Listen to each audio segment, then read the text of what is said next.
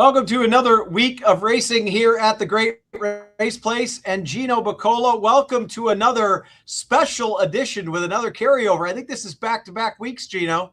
I think we've had 4 of these so far throughout the meet where we've had to open up the week early with a carryover preview that we were doing. So almost like half of the times they've been racing at Santa Anita so far, we've had a nice pot to dive into for Friday. This week with the double carryover, we're going to be already starting at about $200,000 with the carryover. So we got $198,000 to start with. There's also a Sunset 6 carryover of $69,000 to start with. And we're going to look at the 3 races from Santa Anita. That will be half of that sequence. The other 3, the final from Gulfstream Park. So gosh, another week where we start out with some big money to shoot for. And we know we're getting excited because next week is the really big weekend, or one of the really big weekends at Santa Anita, with Big Cap, with Kentucky Derby points up for grabs, with a bunch of big graded stakes races. Let's make sure we have a big bankroll for next week. Georgie boy, welcome back. And the carryover, they're expecting the pool to reach about 1.3 million. So we got a lot to talk about today, my friend. This could be one of the biggest carryovers that I've seen in possibly in years. This is a huge, I can't remember it being this huge. It's definitely worthwhile. And I looked, like 2 things stuck out at me when I looked through the whole card. 1, it was hard to find a single. And 2, it was hard to find a name that Skippy can mess up. So the 2 things that stuck out to me in the card, Gino. The captain got into the winner's circle recently. Did it, bro. Shout out to Captain Chuchi. Skippy, how's everything going on your end? Everything's good. Everything's good. Yeah, the names look like I can pronounce them all, so I think we're good there. I tell you what, it's a tough sequence. Like you guys said, it's tough to come up with a single, and it's going to be tough, but that's what it's all about. And if we're lucky enough to hit it, we're going to get paid. So I'm looking forward to it.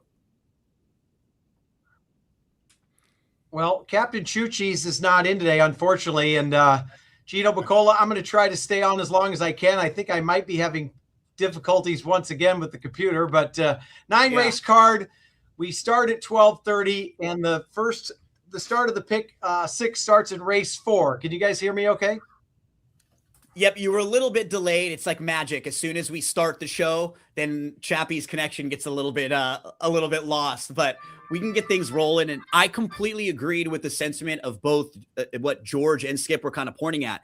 You don't immediately look and see a bunch of big fields, but they're all really tricky.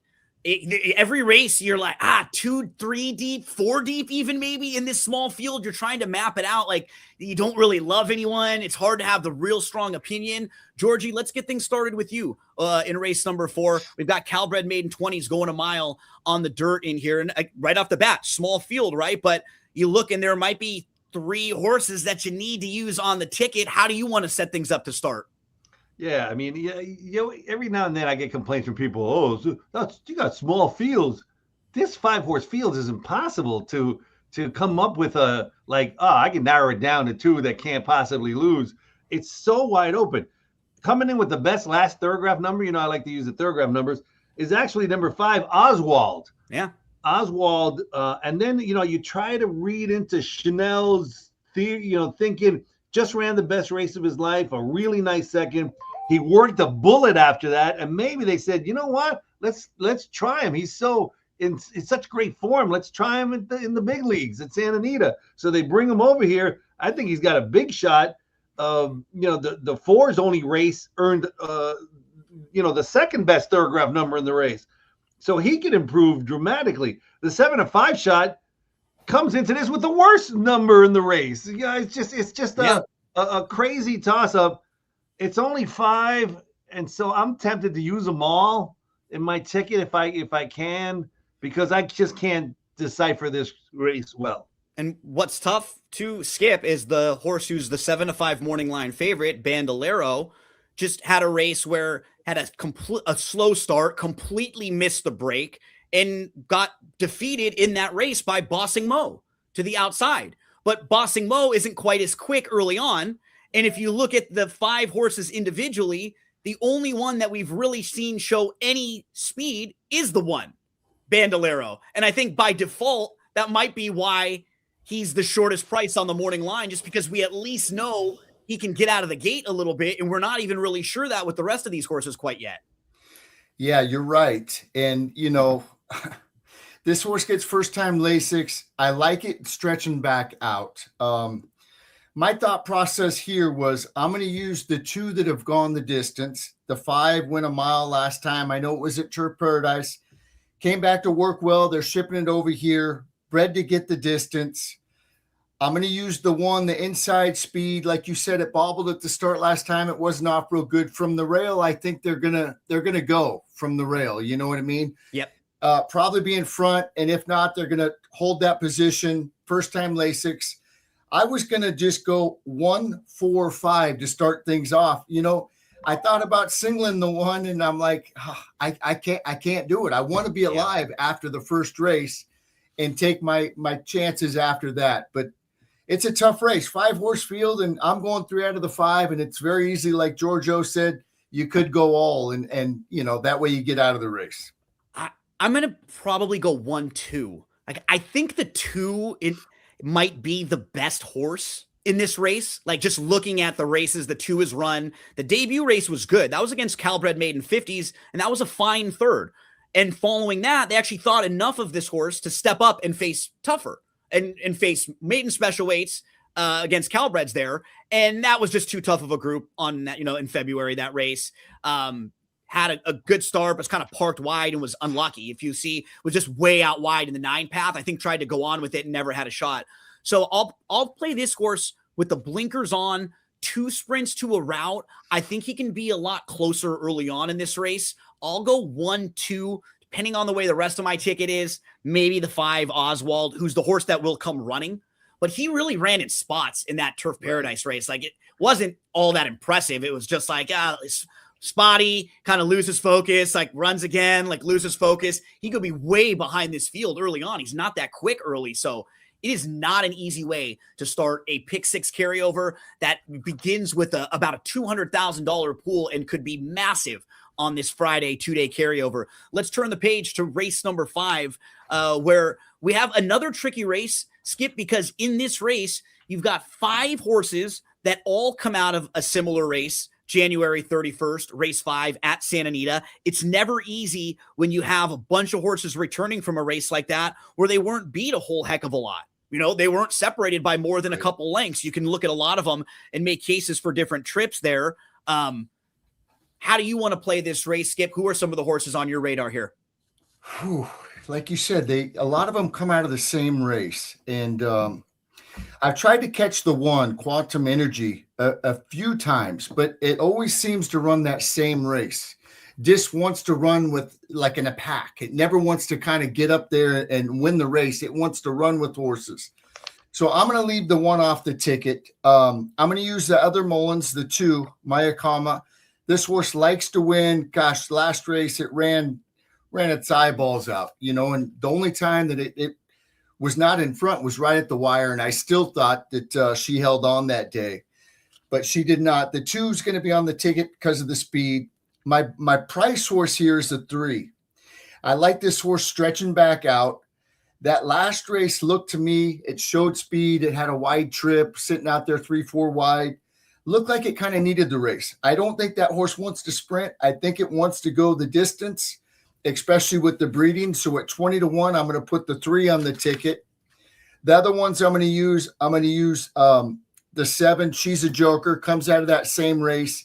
Maybe needed the race for Peter Miller. I don't know who this jockey is, but he's winning at 25% somewhere, but I've never heard of him. I've never seen him ride at Santa Anita. Maybe Gino or Giorgio, you know a little bit more about him. 7's going to be on my ticket. And then the last one I'm going to use is the 9, Green Zone. Last time we did one of these shows, I put this horse on my ticket. It got scratched out of the race, but I like the breeding here. I remember the Dam All-Star Heart. Gosh, she was a good horse going long on the turf, and I'm going to put Green Zone. So I'm going to go 2, 3, 7, 9 in the second leg of the pick 6. Yeah, I think he's the leading rider at at Delta Downs. So He was he's awesome. Yeah, he's really good. he became the first jockey to exceed 3 million in mount earnings at Delta, That's hard. last year. So really good. Vicente Del Cid. I've played him many times too in like the Louisiana tracks. I actually was covering one meet. I did the simulcast from my couch for Louisiana Downs. So I did all of the pre-race analysis for all of the Louisiana Downs races, and he was very good. Wherever he would come around, Evangeline, excellent rider. So don't ever worry about him. Turf dirt also, like both surfaces, so can win on the front end, come from behind. Just a very, very talented pilot. Georgie, how do you play this race? So you already said you're going to probably be having to spread out a little bit to start. Do you take more of a stand here, or is this another spread race for you? No, every race is a spread race to me. Right? I don't know how I'm going to attack this day. It's tough. I don't want to. It doesn't matter if I give it away. The only single I see in my book is Biggie, Biggie, Biggie, Can't You See in the last race. Sure. But in this race, another tough race. And I think that now is the time to take advantage of Del Cid, because a lot of people are going to go, who's this guy? And he's good.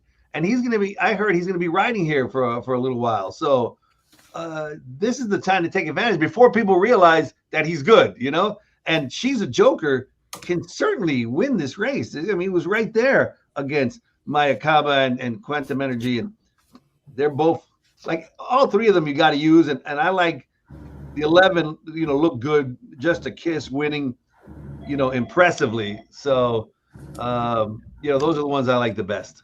Yeah, this is a very much spread race for me. I'm going to be looking. I just can't have a real strong stance with anyone. I will be shorter in the fourth, so this will kind of give me a little bit of an opportunity to spread out here. I mean, I thought the 1, 2, and 3 are all horses that you could include in your ticket. I have the 7, absolutely, and then both the 8 and the 9 are going to be in the mix for me. So I'm probably going to be 5 or 6 deep in this race, just using a lot of the horses who I think make sense, fit. I can shorten up a little bit in other races. This one was probably the most difficult race to me because the Mayakama one was hard because she got a great trip, the trip she wanted. She has the lead. Then it looks like she was beat. And then if you played Mayakama last time out, like 20 yards for home, she had a long neck advantage. She looked like she was the winner. And Nancy Griffith just burst at the last stretch, got her right on the wire. It was a sick beat. And now I'm just wondering if she gets that same kind of trip again, if someone's going to come and beat her. So I have a tough time trusting her. I want to move her. I want to spread out a bit in this race too. Again, not the easiest way to start back-to-back races. We move to the 6th race, $10,000 claimers, non-winners of 3 lifetime, going 5.5 furlongs, the distance in here. Georgie, let's go back to you. Another instance where you look at the field, nobody in here is going to be a massive price. You may not even have anybody that's double-digit odds, like the 2 bottom dollar is 0 for 7, but is at least coming out of some decent races at low sal. Any of the other 5, you could really see people including on their tickets and making a case for. How deep do you need to go in here, George? So, I mean, again, my budget is not great. So I have to single somewhere, and I'm going to single here as good a race as any. If you look at again, I'm always looking at the thoroughgraph numbers, but that's not really why I'm singling here. But number 4, Manai, has run a 10, an 11. The smaller the number, the better. These guys here have been running 16, 15, 16, 17, 20, 18. So she's got the best numbers. Then you throw in the fact that really swayed me was the one I think is one of the better runners in the race is Pure Speed. The 2 is Pure Speed. 3, Pure Speed. 4 is not. The 5 is Pure Speed, and the 6 is Pure Speed. There's only one runner that can close in this race, and that's the 4. So I'm hoping for a tremendous speed duel. At this distance, Manai has run 4 times, has 3 seconds in the third. I mean, it hasn't won, but theoretically loves this distance and is going to get such a great setup, I think. And you gotta single someplace. Studi claimed this one and then ran him immediately for 20 and ran a 10. And now comes back to 10. Pace makes the race. I'm going to probably single Manai, but not not overly confident, but you got to single. For me, I got to single some places, so I'm singling him. The only problem that you have, Georgie, is that I'm also going to be singling Mania. That's the problem that you have, because I saw a lot of the same things that you did in just watching the last two races too. So Mania was third, 2 starts back in a similar spot at this level. And that was a race where there wasn't as much speed on paper as there is in this race. This one's going to set up a lot more with all those speed horses that George pointed out. Then the February race, that was the one that I actually liked. People might look at that race and just kind of go past it. They go, oh, okay, she finished 5th, no big deal. She was 5th in a field of 13. Right. In that race, she beat more horses than are in this field, even finishing 5th. And she ran, and it was against better. And she actually had a good start. 7 of the horses in there lined up, trying to go for the lead. And she was like 3rd in between horses. She didn't end up running bad at all. It was just a big field where they were all there early on. She had to kind of negotiate some traffic, and she still finished really well against better. And this race should set up so nicely for her. So, George, I am in agreement with you. The 4, the other horse that I almost thought about using, I think if there's one horse that might be like the quickest or of the speeds, I kind of liked Toulouse de Tra the most of them, but I am going to single in the pick 6 with Mania. Skippy, we hand the baton over to you. What are you going to do here in this leg? Oh, I hope you guys are right, because we were all thinking the same exact thing. Oh, 3 for 3. Bottoms up. I mean, for all the reasons that you guys said, with all the speed, that last race, Gino, you said it perfectly, was not as bad as it, it looks like, okay, 3rd by a length and a half, 3rd by 1, 4 by 2, 5 by 4. It looks like it was kind of falling back. That was a good race. 13 horses in that race. Now it drops down. Studi claimed it for 10. Now it's back in for 10. The last, 2 times it's been on the rail. 3 out of the last 6 or 7 times. It's not on the rail today. It should get a perfect setup. I'm just hoping they line up and Monet just comes and gets them, and we'll all be alive. Hopefully, we're all singling the 4 Monet. Can I just say, so a couple of people have come up to me, which was great, saying that they've seen the show. Like last week they was like, yeah, I saw the show and this and that. There's a lot of handicappers in the country, and I don't want to blow my own horn or everybody's horn, but the 3 of us, the truth is, we're really good handicappers. I mean, I've been doing this for many years. Sorry. I've been doing this for many, many years. Gino, is hired by the Daily Racing Form. Skip is one of the best handicappers I know. So you people listening to us, if all 3 of us line up on this runner, you should be paying attention and use that to your advantage. And maybe a horse that wasn't on your radar that you want to throw in. I think I was just talking, Right. doing a preview show like this earlier on. A lot of times it's how do you use a show like this, right? Like if you may have a really strong opinion, and I'm not asking you to watch one of our shows and completely change your big, strong opinion, right. But in maybe the races where you don't have that strong opinion, that's where George may talk about a horse that wasn't on your radar, and you go, you know what?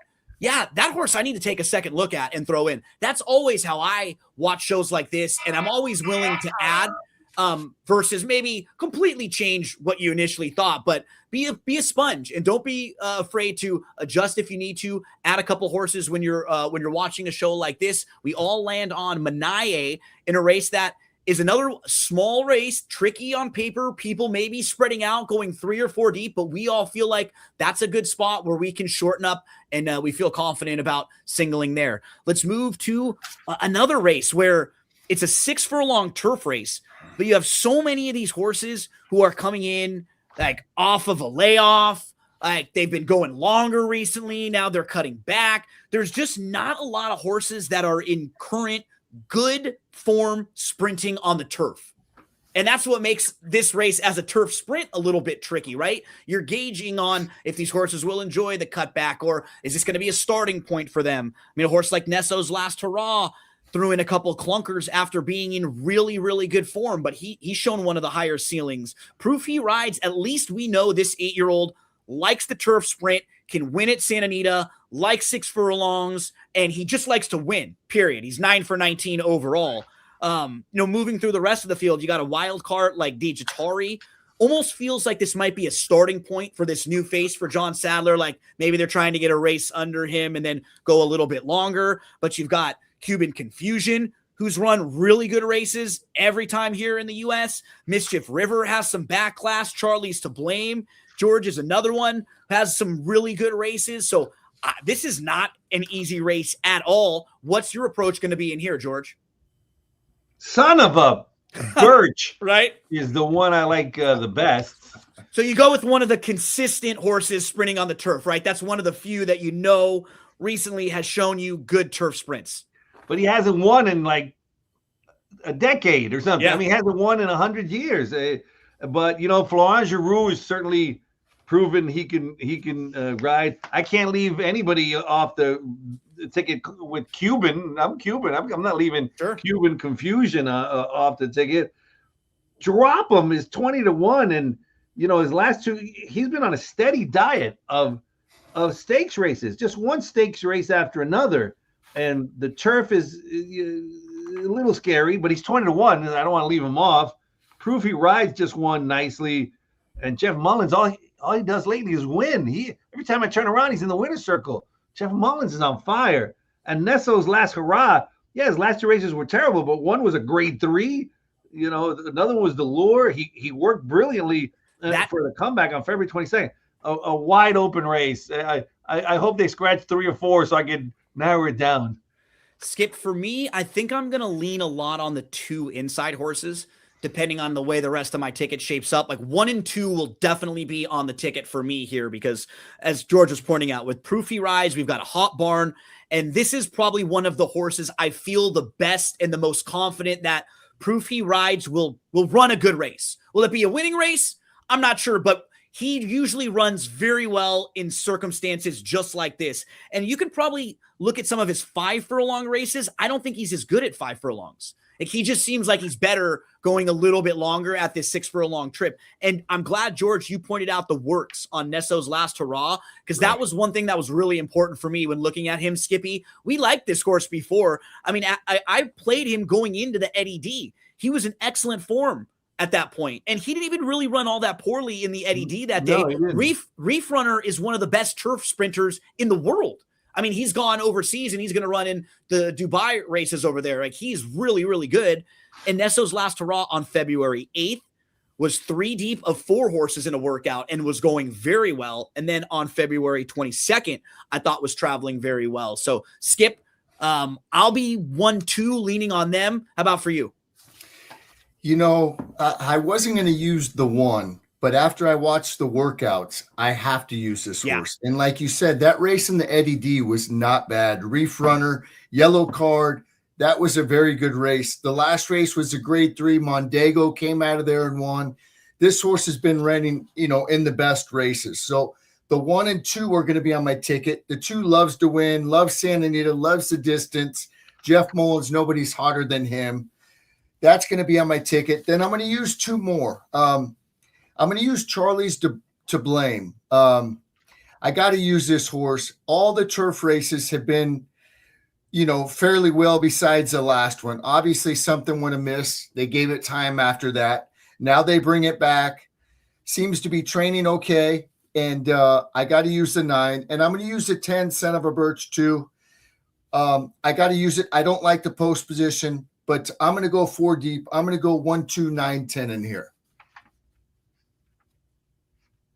The horse you were mentioning too, Charlie's to Blame, when you look back through some of his form earlier on, I mean, he was very good. They stepped him up into stakes company and he beat a horse named Test Score. Test Score was a horse who we saw out here win the Twilight Derby, was 3rd in the Hollywood Derby. And then he went over and won the Pegasus World Cup turf this year. That's a really quality horse who he defeated earlier on in his career before things went a little amiss for Charlie's to Blame. So he is a classy runner as well. And if in the pick 4 or pick 5 situation, the 8 Mischief River might even be a horse that I throw in. When I look back at some of his races, he's a first-time gelding, but look earlier on in his career. I mean, that race in the Del Mar Juvenile Turf going a mile behind Artislas is not bad at all. Couple nice races at Ellis and Kentucky Downs where he ran pretty well there too. So I wouldn't be shocked to see him, but I probably have to go a little shorter in the pick 6, and I'll likely be leaning on 1 and 2 in here. Skip, let's go right back to you. Maiden special weights, 3, 4, and 5-year-olds going a mile on the dirt.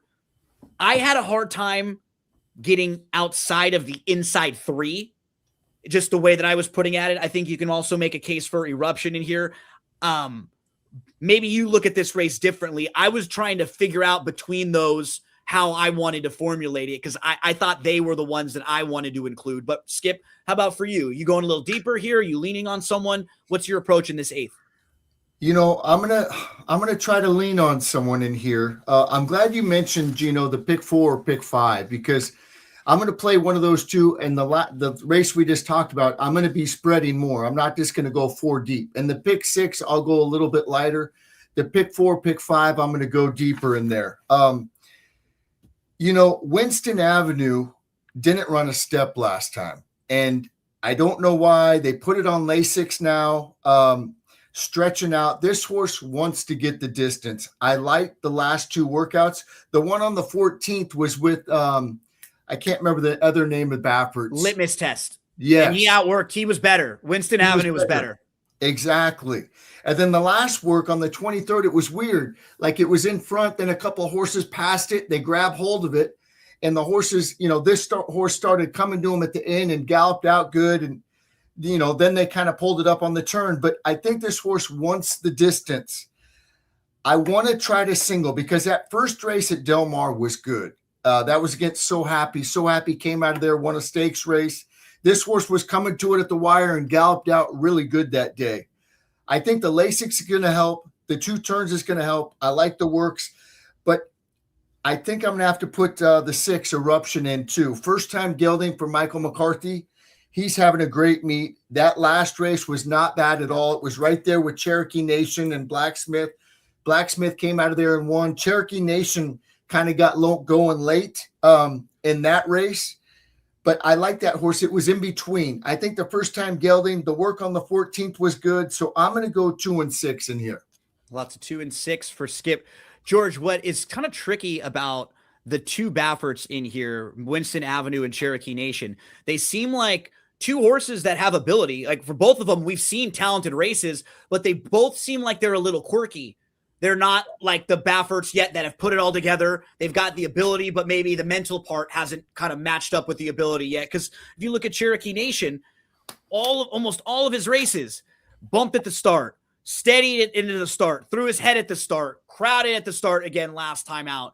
He has a tough time getting out of the gate some of the times. Winston Avenue, as Skip was pointing out, you watch some of his works or you watch some of his races, he will maybe lose focus or kind of be spotty. They both have tons of ability. Neither would shock me at all in here. How do you see the Bafferts and how deep do you want to go in here, Georgie? So I'm going to go 2 deep, and one of them is definitely going to be the runner that comes in with the best last race thoroughgraph number. And that's number 6, Eruption. Nice. He has the best number coming into this. Plus, he's getting gelded. Plus, the connections are stellar. And another thing, I know it's already his 4th race, so it's not as important. But I love to have runners that the stud fee $10,000 and they paid 20 times the stud fee or more, which is the case here. They paid $200,000 at this one at auction. So they must have really liked him to pay that much for such a low stud fee, $200,000. And his last race, he improved dramatically in, as a 3-year-old to have a number that's as good as any of these. Now he gets first time gelding, that ultimate equipment change really could move him up even more. He's dangerous and he's 8-1. So you got to use him. Latitude, I don't know, started out okay, but then I don't know, went the wrong way for me. Winston Avenue is obviously good, but Bob Baffert's got another one in there, Cherokee Nation, which is the other one I'm going to use. He thought enough of this one to put him in grade 2 and grade 3s as a maiden. and he's run sevens and eights in his Third-Graph numbers against graded stakes company. Even though Plutarch is off the Derby trail, he's really good. He was really good that day, man. That day he really showed true grit. That was a tough race, the Robert B. Lewis. And so I'm going to use Cherokee Nation. Baffert thinks he's a graded stakes runner, and Eruption, who has nothing but upside. And the key for me, George, with Cherokee Nation, if you look at his 2 races versus maidens going long on the dirt. Yeah. So these exact conditions, those are his 2 good races. Yeah. Where he's been at this level in these circumstances. When he sprinted, that was too short for him in the debut. And then he was in the Kentucky Jockey Club and the Robert B. Lewis. Well, that's maybe a little too much for him at this point, right? In graded stakes company, he hasn't really put it all together. If you just eliminate those and you go back to the races going long, a mile on the dirt against maiden special weights, they're very good. So I think even though he's through his head, he beat Blacksmith, who's fast. Yeah. And that race was really kind of a weird race too. Robusta got the lead early and was just clear. And then there was a clump of horses where Eruption was right there with Cherokee Nation, and they were all way out of it. It looked like Robusta was going to win by like 5 lengths. And then all of a sudden that group of horses, they all started closing together.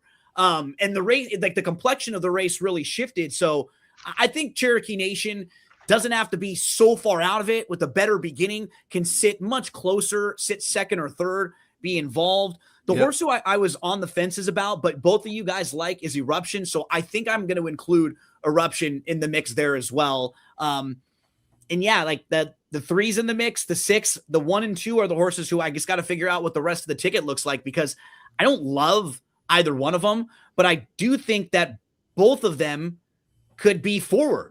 Right? Like Latitude could hold the inside position. Winston Avenue, as Skip was pointing out, finally stretching out, outworking Litmus Test. I think they may want to put him on the front end. So, yeah, another situation where the field isn't big, but we're talking about combinations of 4 horses that we may have to be using. And that's not easy to do when you're putting a pick 6 ticket together, having to think about, I might have to go 4 deep in here. So, Cherokee Nation, one that I lean on. George and Skip both kind of started with Eruption as a horse definitely to include in here.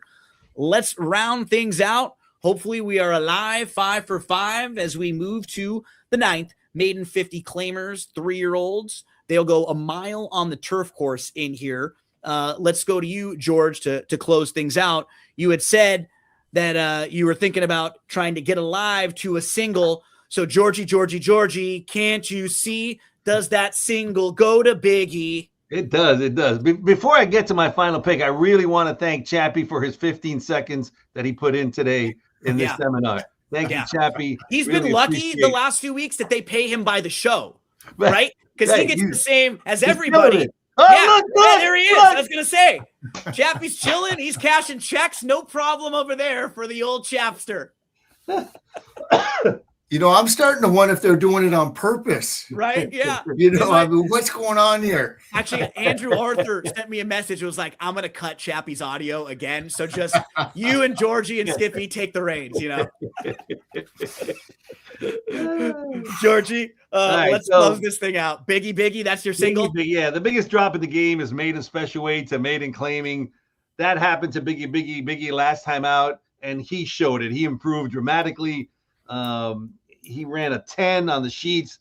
Nobody's come close. Some of these can improve second time out, like Nezha and some other ones, I guess. Dream Rider, good. Kingman was beaten by Biggie, and now draws a terrible post. So I'm not scared of him. If he beats me, then he beats me. But he's got the best Third-Graph number by far.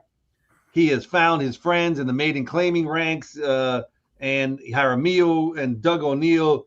They obviously are teaming up and killing it. So he's definitely, a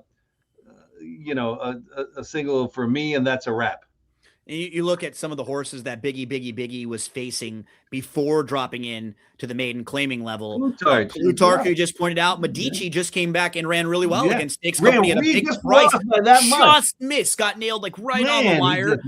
Classico was a lone speed situation, even last time out dropping. I mean, Irish Shuck, Intrepido, those are stakes quality horses. So Biggie was in some very tough races. I like the fact that they gave him plenty of chances at maiden special weight. Yeah, they didn't want to give up on him right away. I don't like one maiden special weight and they drop him right away. They gave him any chance and just couldn't cut it. And you got to win in this game, especially the Doug O'Neill barn. You got to win. And so he's set up to win. You talk about excuses versus reasons, right? Like I say things are reasons. My girlfriend says they're excuses, right? Just depends. But I think for Biggie, he had reasons why he didn't win against tougher company because they were good horses, right? Yeah. But at some point when you have 6, 7, 8 of them, you just got to drop. And this is the right level for him. But Skip, the one thing that concerns me a little bit about this race, why I will try to use, I think, a couple others along with Biggie, there's not that much early speed in here on paper, right? Like who's going to the lead in here? That might be one of the reasons why I'm okay with Keegman, because I do think with Maldonado up aboard and that horse drawn to the outside, I think he's going. Right. They showed a little more like forward, like a little more positional speed last time out. And other than him, I mean, we're looking at a bunch of horses who haven't really been close early on. Little bit of Saturday, like who's shown some kind of positional speed last time out.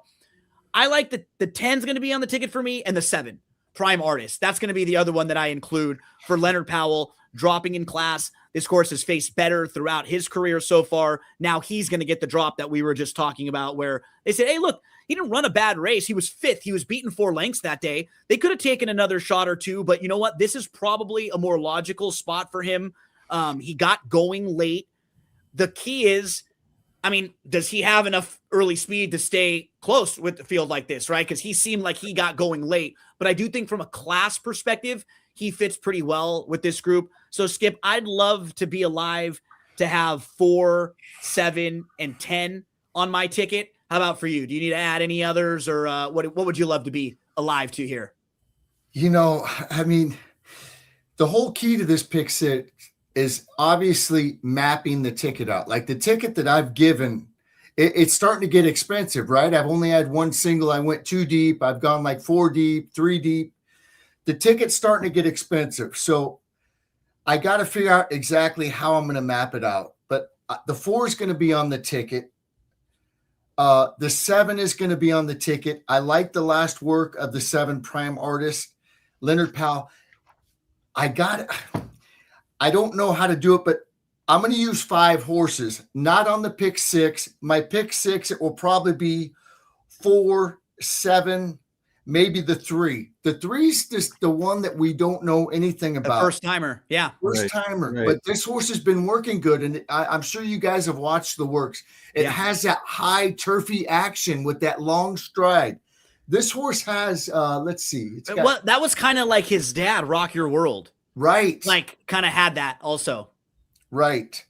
So, I mean, maybe I'll go 3 deep on the pick 6, depending maybe if I go a little bit lighter in a couple other races, but I just want to mention the horses that I like. The 3 would be 1, Biggie for all the reasons that you and George talked about.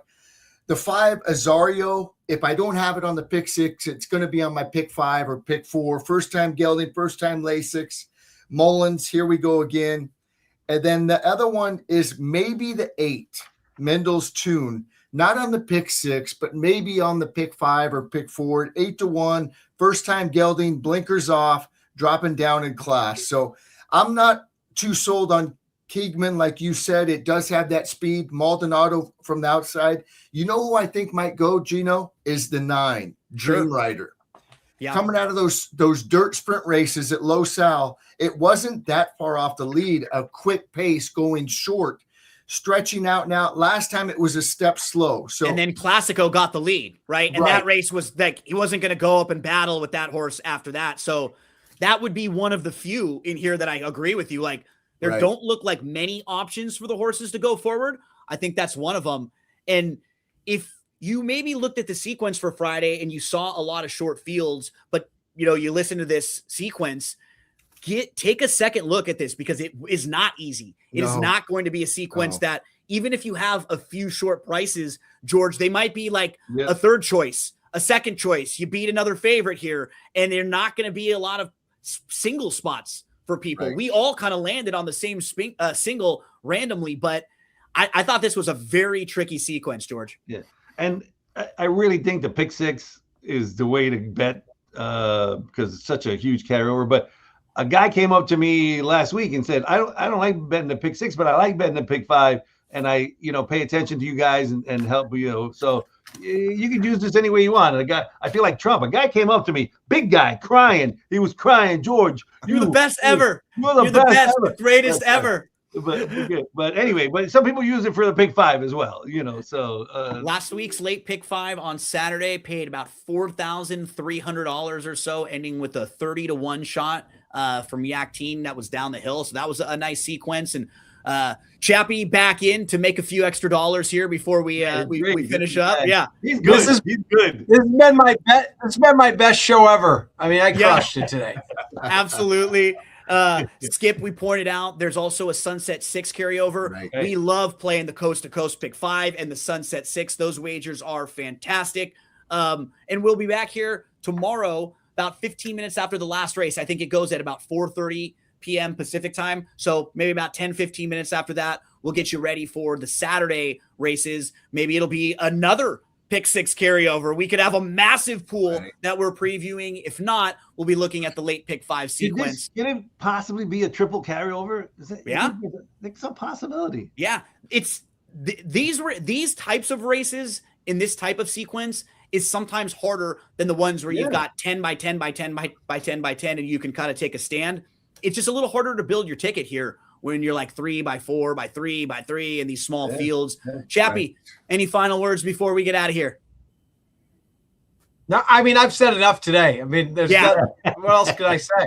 I was going to say, we've heard so much from you. Skippy, talk to you tomorrow. Georgie, good luck with your pick 6. For everyone out there, make sure to subscribe to the Santa Anita YouTube because we do shows like this at least once a week, at least a couple times a week. You're going to have different crews previewing sequences. So make sure you're subscribed and always drop a comment in below. Let us know if you appreciate the great work that Chappie did on this show. Gino, I want to mention one other thing before we get off. Please. The pick 6 starts in the 4th race. And, kind of when I see the horses on the track, maybe one really catches my eye and the other ones don't. So the ticket could change tomorrow. Maybe I'll go lighter in the first leg, the 4th race. Like, let's say the one looks real good or one of them steps out or sticks out. I might single there and go a little bit deeper because I said too many horses, in the last race. I mentioned 5. So it depends. I just got to see them on the track, but it could always change. And that way, if you're out the first leg, then you come back and you play the pick 5 or you come back and play the pick 4. You could kind of structure the ticket a little different. So, it's just a food for thought. Yeah, that's the only race that you get to see them. You don't get to see any other. So that is really, you're right. You can narrow it down just by looks. Right. Only in that one race. You get one race to see the horses. Right. Yeah, take advantage of that opportunity. Gives you much information as possible before you put your tickets in. For Chappie, for George, for Skippy. Chappie wants to say something. I'm getting paid hourly, not by the word. Oh, okay. It's been a great show. Yeah, I figured there was some sort of backroom deal going on because, absolutely. Thanks again for hanging out with us here, folks. Good luck tomorrow. Get involved. About a $200,000 carryover that you're starting with in the Pick 6 pool for Friday. We'll see you back here right after the races on Friday evening.